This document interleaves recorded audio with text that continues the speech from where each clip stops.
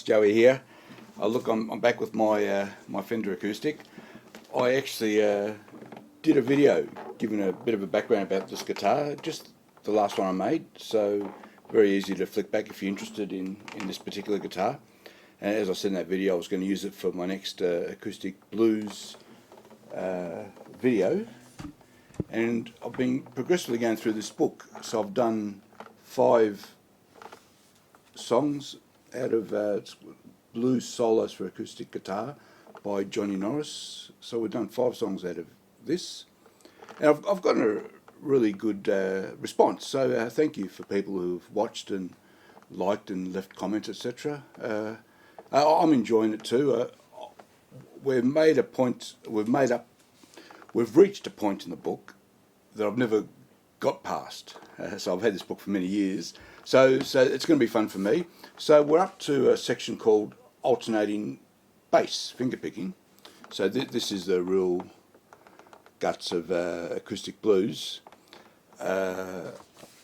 And because the other 5 songs we've done to date have all been songs you can play with a pick, and sort of riff-based type blues songs. So now we're getting into the alternating bass lines, doing this sort of that sort of stuff. And so it starts with a nice exercise, which we will get to. But before we do that, I thought, wouldn't it be a good idea to revisit a blues song that just has a single bass line? In this case, it's only 2 bass notes that played the whole song, the A note and the B note. And I thought, let's have a go at that, because I find that that's a nice introduction to acoustic blues, just playing the single bass line, the single bass note, while your fingers are playing some sort of melody, or bits of chords, or whatever the case might be. And then we can step up from that to doing some of the exercises in that book that start getting you ready to do the alternating bass line, which takes a lot of practice and a lot of, going from memory, it takes a lot of practice getting your thumb doing the alternating pick,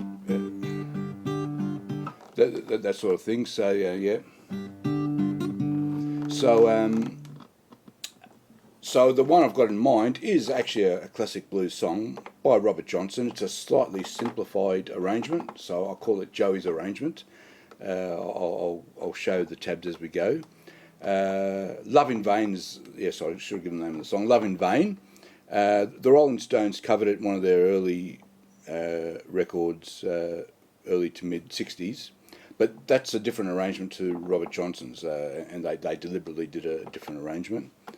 So this one is sort of closer to the original, but still slightly simplified.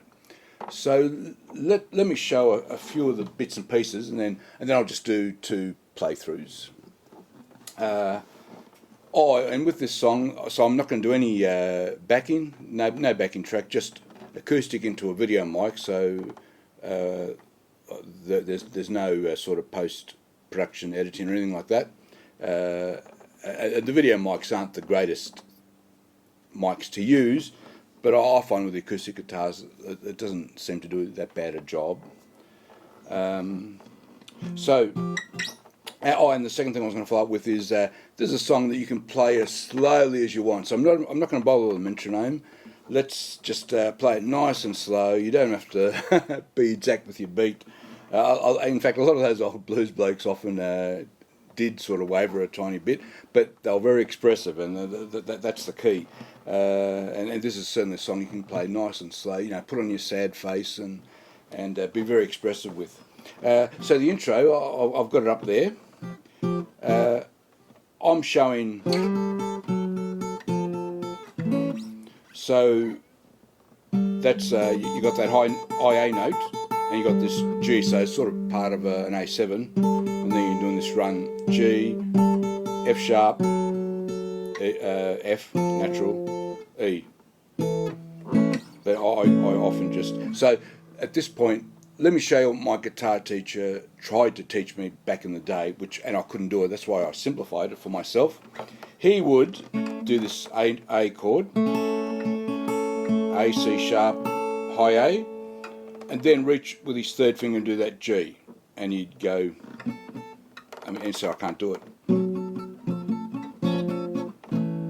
So yeah, he'd do the G to F sharp to F run, and then end like that, and always keep that shape with the pinky on the high A, and I just can't do that. I just don't have the fingers to do it. I can get close by just doing the C sharp and A, so I get pretty close, but that's okay doing that at the start of the song where you can sort of line it up. But when you're in the middle of the song, I just want to be able to do that nice and easy. So that's what I do. Yeah, I do slide from the 3rd frets up to the 5th, and then I'll just play this A chord over E, A, C sharp, and it's in the tabs. So that's my intro. Then you go straight into the C7, but it's with a B bass. So that's the first time we introduce a bass note. And you're always striking a bass note on beat. So that's why this is different to the stuff we'll probably encounter in the book, where you flip in between bass notes. Here we're just plucking the same bass note on beat. So this bar of E7. That's a nice thing to practice. While we talk about building up to do a whole song. This is a nice way to build up this bit. Just doing that bar over.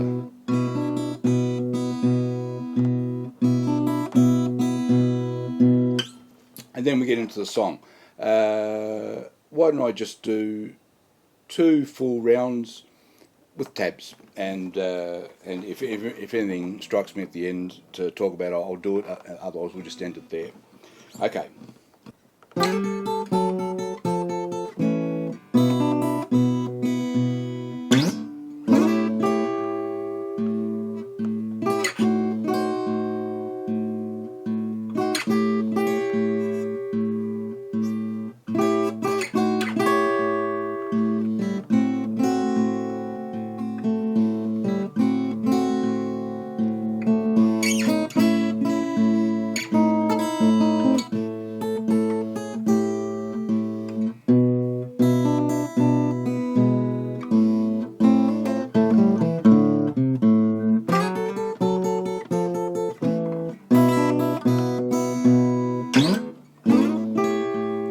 Then we repeat the whole thing, and I won't repeat it twice.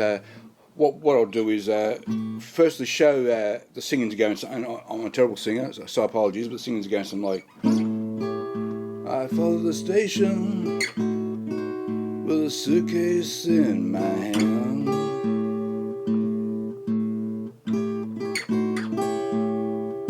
I follow the station, then you repeat that line. And then you got the chorus, the my love in vain, or love's in vain is over the, and then you got the turnaround. What I was going to add was this is an A7, and then when you go one step back, half a step back, you're doing an A diminished. That's a good little lesson to learn that with this A7. Those 3 notes contain all the notes of the A7 except for the root chord, the root note, which we're hidden with the bass note. Whenever you take any 7th chord and put those other 3 notes, the non-root of the chord notes, back half a step, you're getting a diminished chord. So that's a nice little trick to know. In fact, I was watching Eric Haugen has a fantastic Haugen. Sorry, apologies, Eric Haugen or Haugen. I'll double check that. Has a fantastic YouTube channel where he does great lessons and dabbles in theory and all he covers all sorts of stuff. Really enjoyable channel. You should check him out. I've seen others give this tip, but if you're doing a a seventh shape, say this, like this C7, that's your A7 shape, yeah, A7, B7, C7. The interesting thing about that shape seventh chord is that below the root, the C, all the other notes are the other notes of the seventh chord that don't include the C. Therefore, by changing the bass by half a step, you are playing a C sharp diminished. And so that's the same principle as what's happening here.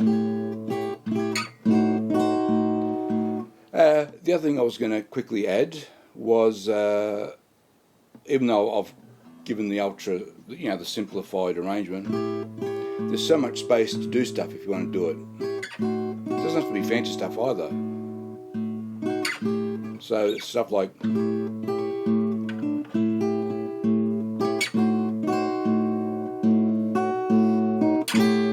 just hitting bits of the chord off beat, or just doing a little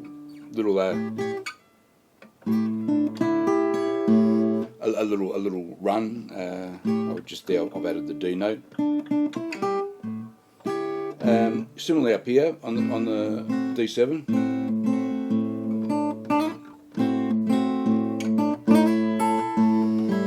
So that's a simple sort of run from the A blues scale, because we're in A blues, A.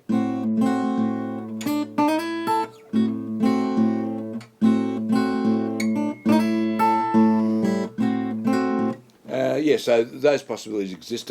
Also, even you could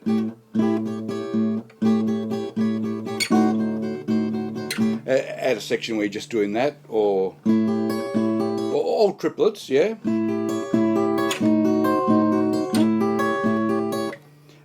One bit where I go.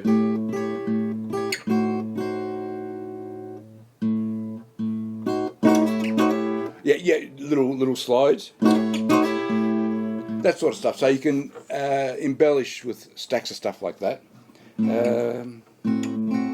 This is a nice bit. That's sort of that's another diminished chord, I think. No, it's not. Sorry, that is. There, that's diminished. Part of an A diminished.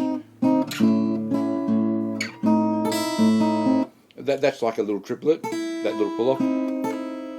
You're pulling off from the high A to the open E.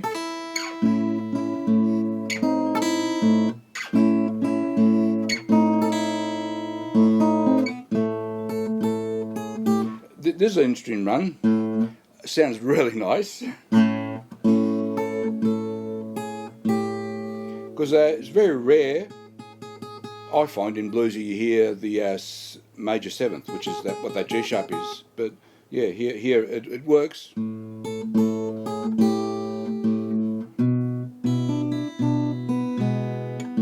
Oh, here there's a five beat section. I've made, where you see on the tab that's 15/8 is basically a 5 beat section. So it starts with an A, finishes with an A bass that is, and there's 3 sets of triplets in between the 2 A's, bookended by the A. It's a nice bit too.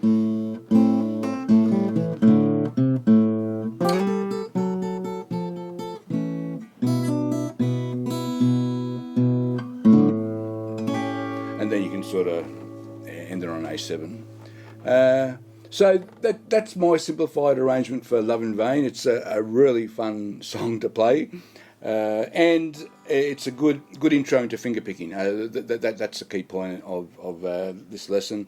Is if you're sort of new to fingerpicking acoustic blues, there's a great introduction. Get you into that, and there's some nice little bits to play as well, as you can see. Yes, so thanks for watching. I hope you enjoyed that. Bye bye.